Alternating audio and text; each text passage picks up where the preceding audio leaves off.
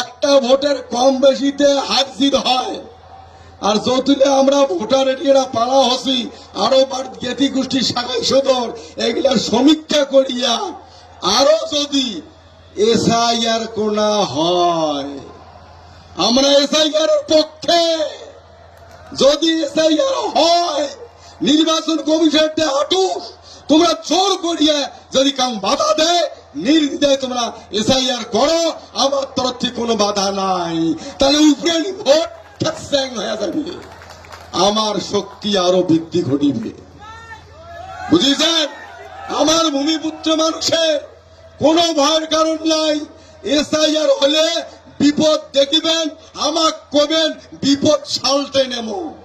কেননা as per মার্জার agreement কুচবিহারের মানুষ যেটাই কয় সরকার সেটা বাধ্য শুনতে, সই করা আছে চুক্তি। আমার অসুবিধা কয়ে দেব, আমরা এনআরসি চাই, কে চাই না। রিসেন্টলি অমিত শাহ ঘোষণা করছে স্বরাষ্ট্রমন্ত্রী কি 2024 সালের 31শে ডিসেম্বর পর্যন্ত যদি কাম আসি থাকে উপার বাংলার থাকিয়া তাইও বলে নাগরিকত্ব পাইবে।